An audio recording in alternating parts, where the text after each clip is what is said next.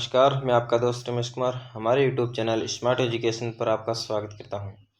आज की class current affair से संबंधित होने वाली है। आज की क्लास में हम करंट अफेयर के 10 क्वेश्चनों के बारे में चर्चा करेंगे और साथ ही स्टैटिक जीके के बारे में भी चर्चा करेंगे। स्टैटिक जीके में हम आज संविधान संशोधन के बारे में बात करेंगे। तो चलिए शुरुआत करते हैं आज के सेशन की।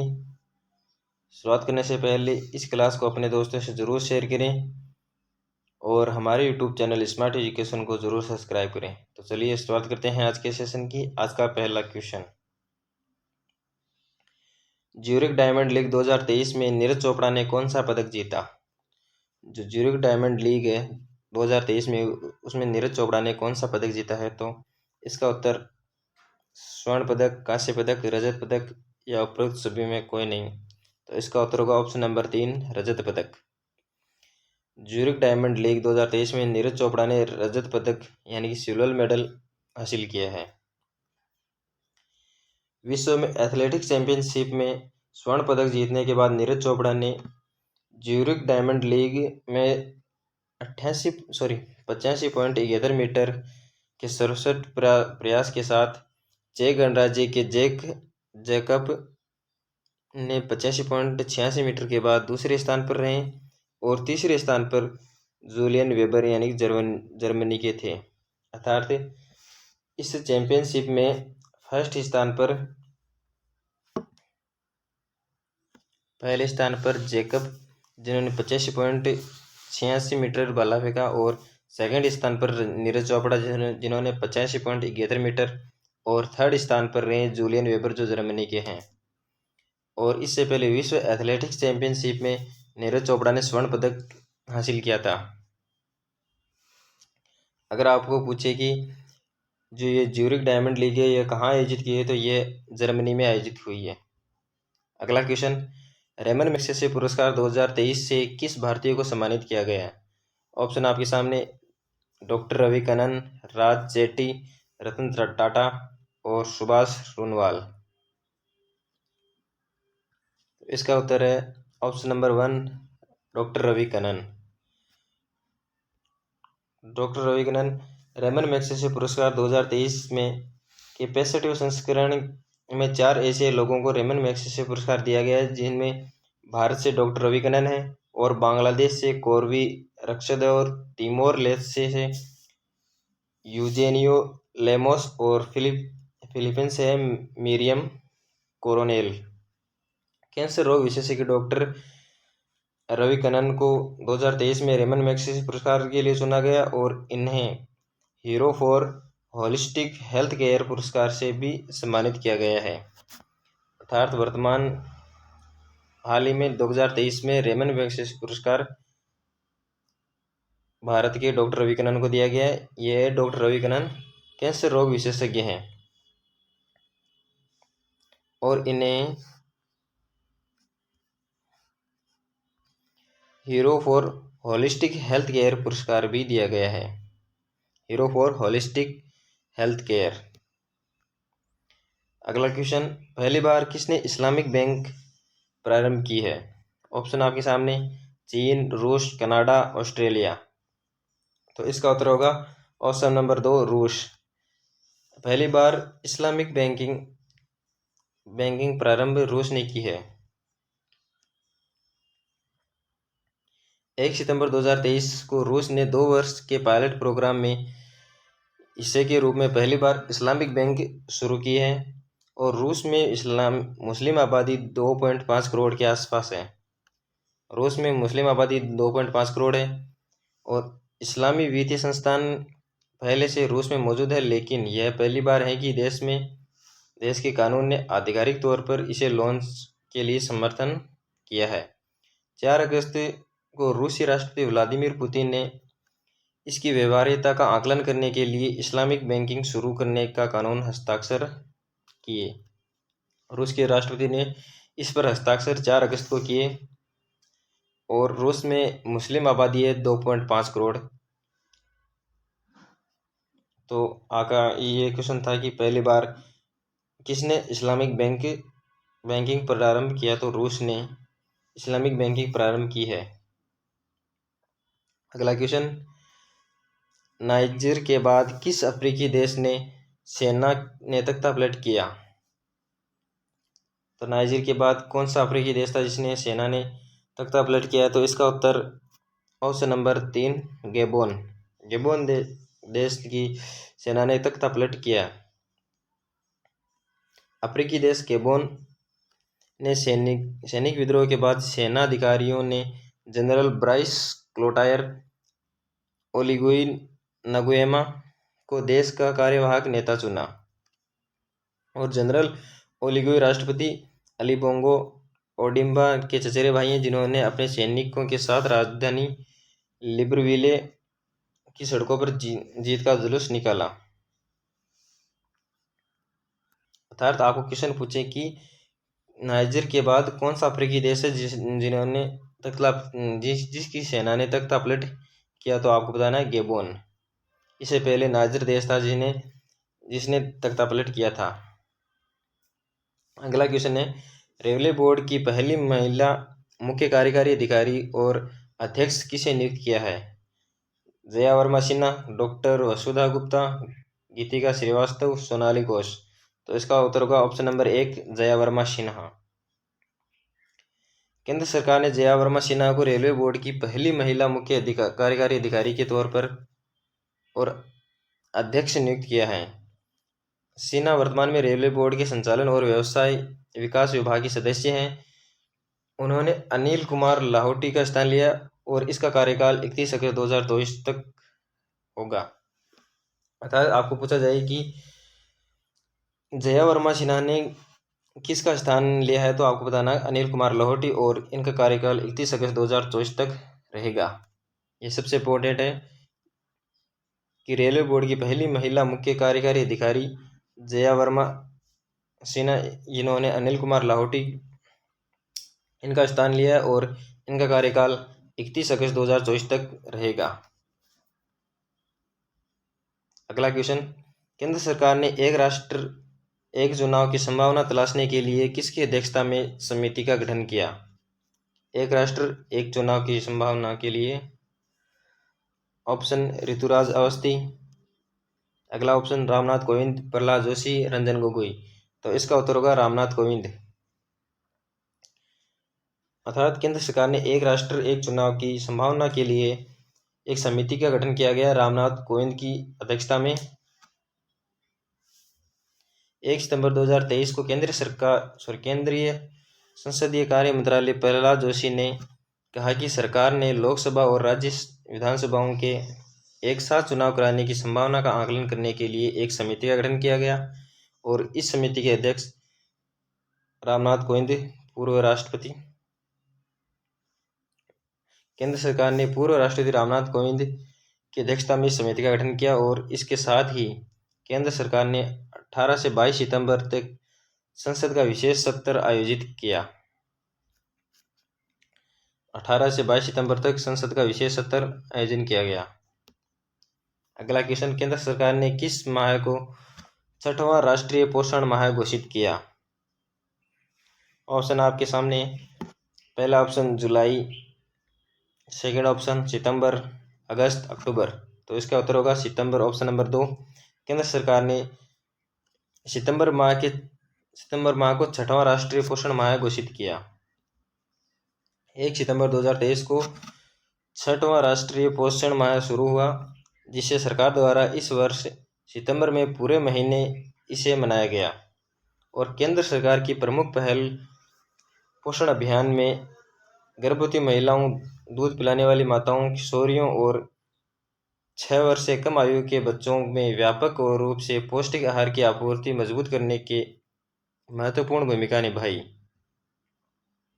अर्थात ये 6वां राष्ट्रीय पोषण माह पूरे महीना सितंबर में चलेगा और 1 सितंबर 2023 से स्टार्ट किया गया। तो क्वेश्चन था केंद्र सरकार ने 6वां राष्ट्रीय पोषण माह किस महीने को घोषित किया? तो सितंबर माह। अगला क्वेश्चन है, आधार से संबंधित जन्म पंजीकरण शुरू करने वाला पहला पूर्वोत्तर राज्य कौन सा है? असम, मणिपुर, त्रिपुरा, नागालैंड। तो इसका उत्तर होगा ऑप्शन नंबर 3 नागालैंड। नागालैंड आधार से संबंध जन्म पंजीकरण शुरू करने वाला पूर्वोत्तर क्षेत्र में पहला राज्य बन गया है और नागालैंड ने 0 से 5 वर्ष की आयु के बच्चों के लिए जन्म पंजीकरण की सुविधा के लिए आधार लिंक्ड जन्म पंजीकरण पहल शुरू की है, अर्थात ALBR, आधार लिंक्ड बर्थ रजिस्ट्रेशन।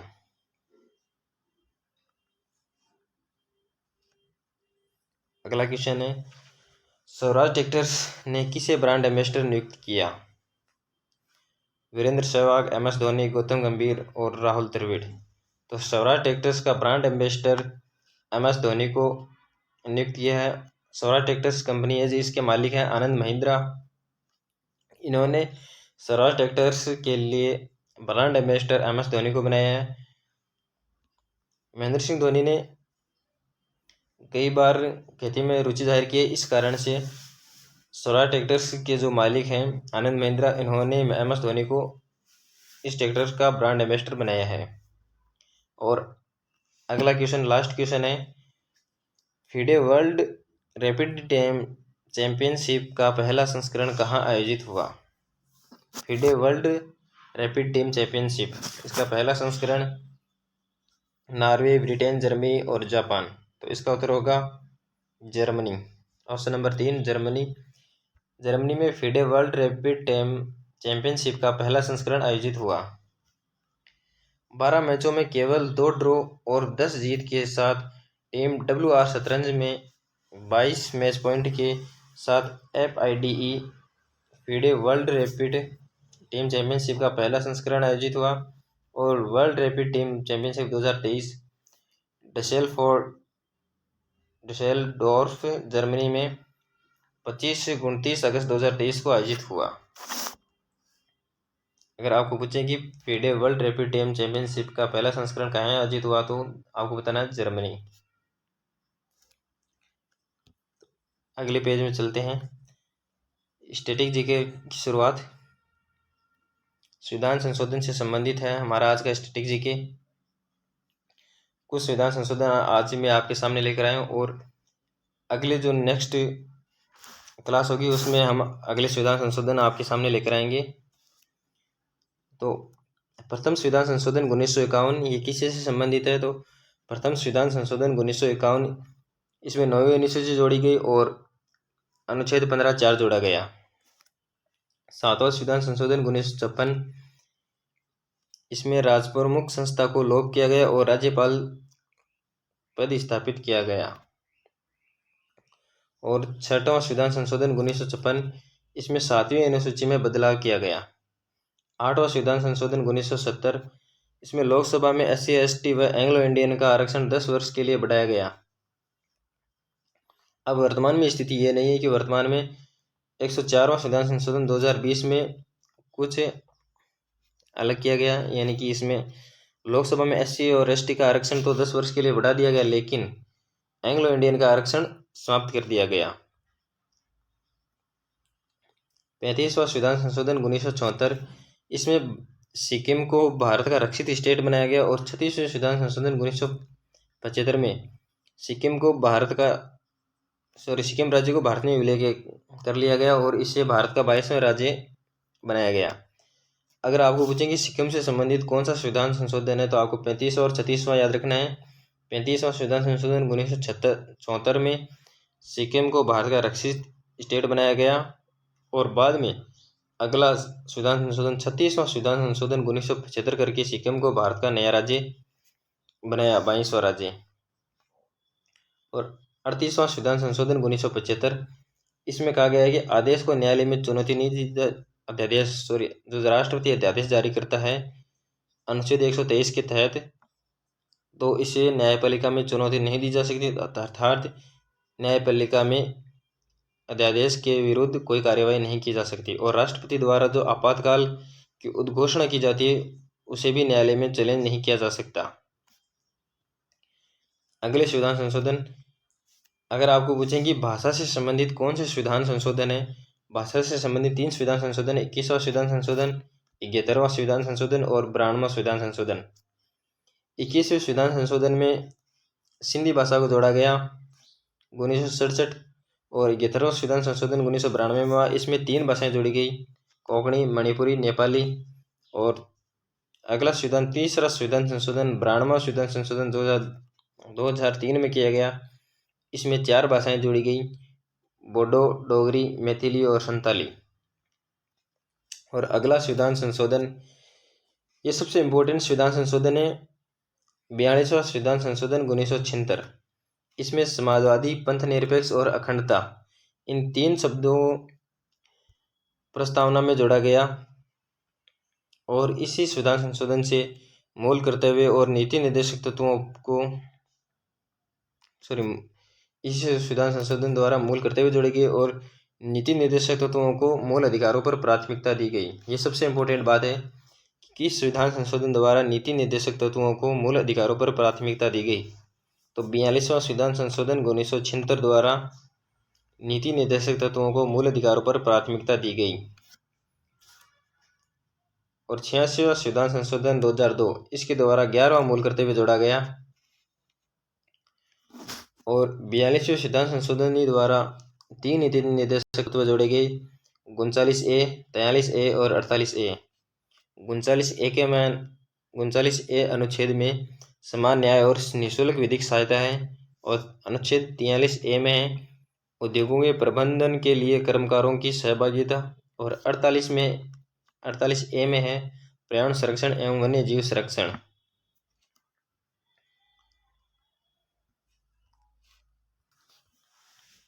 जो हमने पीछे अभी हाल ही में क्वेश्चन पढ़े हैं उनको वापस फटाफट रिवीजन कर लेते हैं ताकि हमें याद रहे।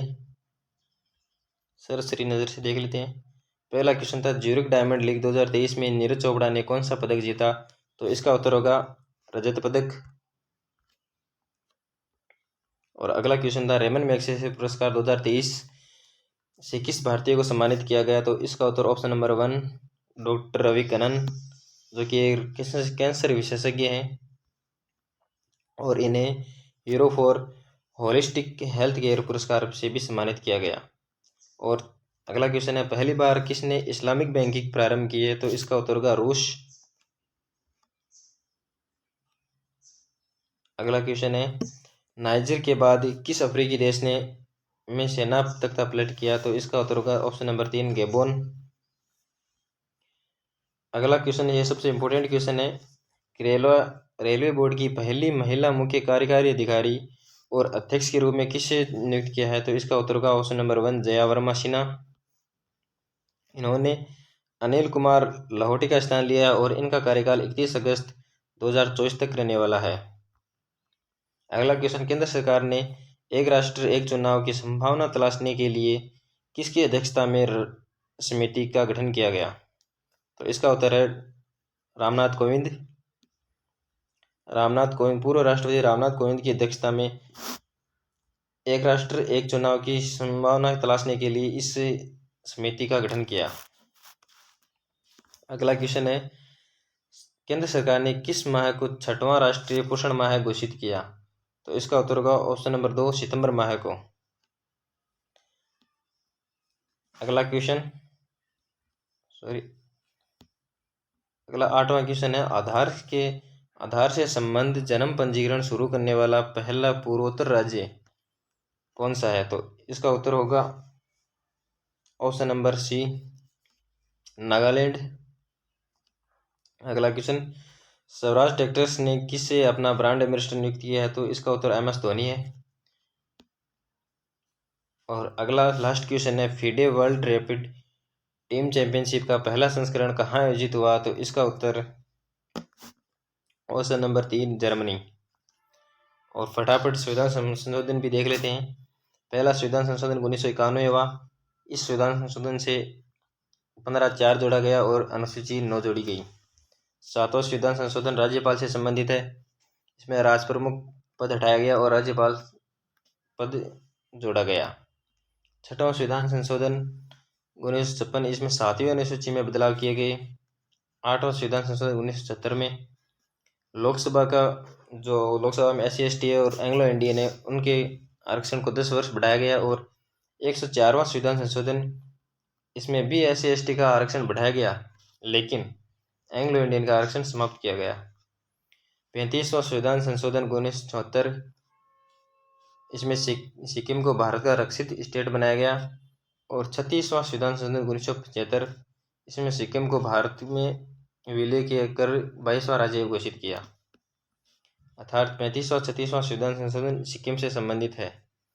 38वां संविधान संशोधन 1975, इसमें अध्यादेश पर न्यायपालिका कोई कार्यवाही नहीं कर सकती और राष्ट्रपति द्वारा जो आपातकाल की घोषणा है उसे भी न्यायपालिका में चुनौती नहीं दी जा सकती।